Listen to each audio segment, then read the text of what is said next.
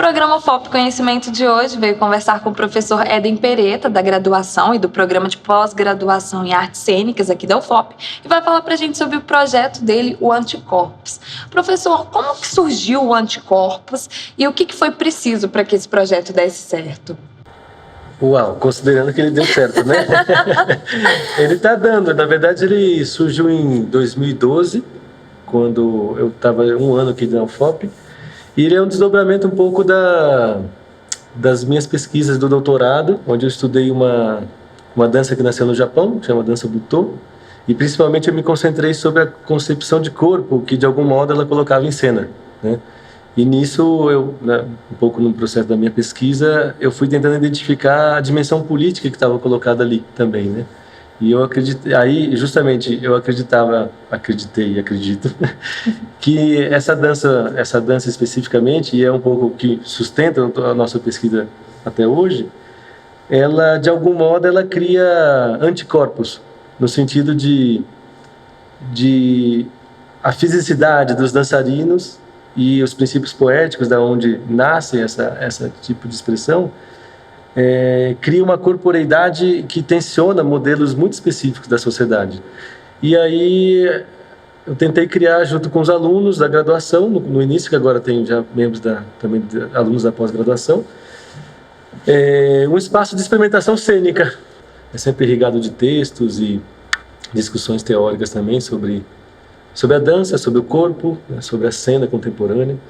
Então, e aí a partir disso a gente criou como se fosse um dispositivo de criação mesmo, artística. Entendi. E quais que são os produtos desse projeto hoje?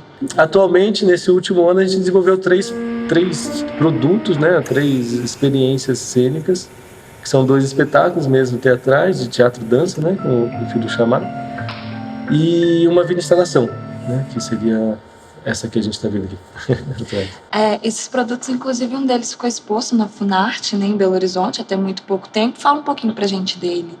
Sim, foi o espetáculo, chama Undercurrent, do Nerva Unha, que é um trabalho também desenvolvido em 2017 e vão apresentar no Festival de Inverno também. E sobre isso que a gente está vendo aqui?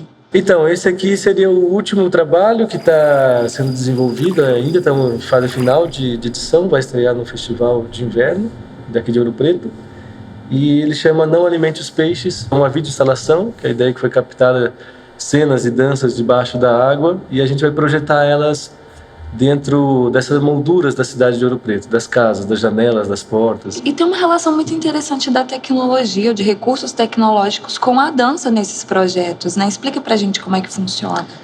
É reincidente, assim, até olhando para trás, desde os primeiros trabalhos, eles têm uma interface grande com a tecnologia, principalmente com as projeções, né?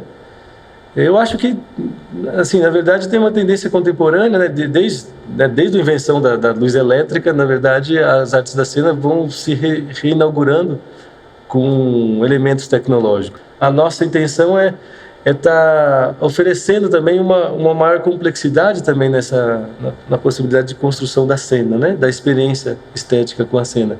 Essa camada também virtual, de algum modo, né?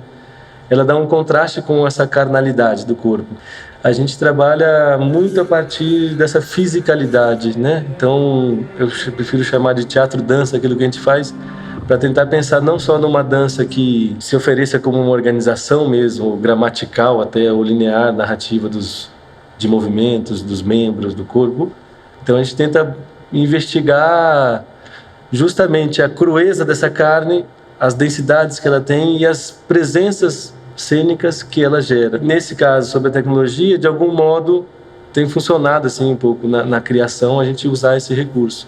E como que a ciência dialoga com anticorpos? A gente às vezes acha que arte e ciência em si não dialogam bem. Como que isso se dá no projeto? Arte e ciência, eles são espaços de produção do conhecimento.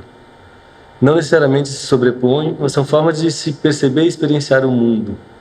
E a ciência tradicionalmente se construiu sob um formato, uma estrutura mais uma racionalidade instrumental, né? Uma perspectiva muito específica de produção do conhecimento e de experiência da realidade.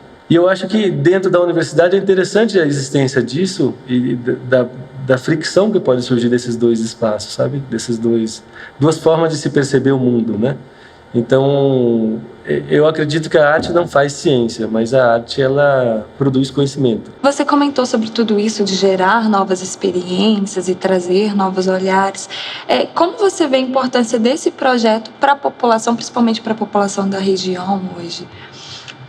Eu vejo que tem inerentemente na produção artística, ou seja, inerentemente no sentido que a produção dela, a natureza da produção dela é ser compartilhada, né? Ela ser compartilhada com o público, senão não tem nenhum sentido da existência, né?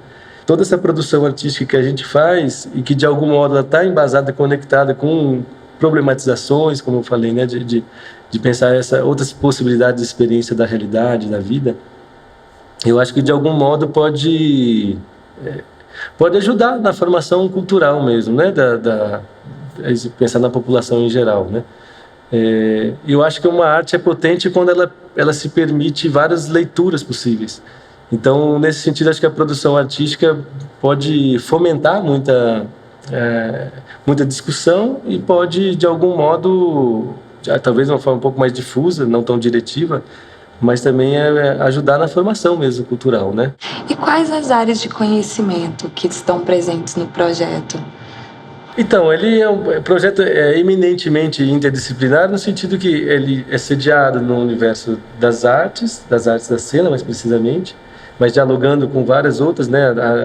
A arte videográfica também, artes visuais, e principalmente elementos transversais que vêm tanto da filosofia, da antropologia, da sociologia, né? Principalmente, então, a interface nossa está conectada com as ciências humanas e com a filosofia, né? Principalmente. A gente está com o namorico aí também, com professores da arquitetura, né? Outras áreas um pouco mais afins também, para tentar criar outros tipos de projeto. Ainda estamos bem iniciais esses diálogos, mas na própria computação tem já algumas, para a gente pensar justamente no uso da tecnologia e como isso pode potencializar o trabalho artístico.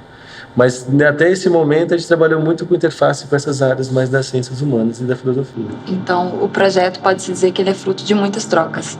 Sem dúvida, sem dúvida. Isso que vem da minha pesquisa, da interconexão com outros professores, os próprios alunos chegam com as suas inquietações também vindos de outras áreas. Então, a potência está justamente na interface. Você comentou sobre Blumenau, Belo Horizonte, é uma coisa que sai da universidade, que outras pessoas têm acesso. Sim, sem dúvida. Como eu falei, essa natureza de compartilhamento dos produtos, né, artísticos, faz com que necessariamente a gente vá criando outros espaços, né? E aí se pega um grupo realmente que está tendo isso como horizonte, isso vai se alimentando, se retroalimentando. A gente foi selecionado agora também num evento lá em Portugal, que a gente está tentando agora participar também de outros editais para conseguir o financiamento, mas se der tudo certo a gente vai fazer uma pequena turnezinha ali entre Portugal e Itália em outubro, né, desse ano. Então a ideia é isso, galgando cada vez mais espaços e levando um pouco esse trabalho e divulgando, né, um pouco o que a gente consegue fazer aqui dentro. Então tem muita coisa por vir ainda. Muita coisa ainda, ainda bem. Professora, a TV UFOP agradece a sua participação aqui no FOP Conhecimento e deseja muito sucesso aí pela frente para o Projeto Anticorpos. Obrigado pela oportunidade de compartilhar com vocês. Valeu.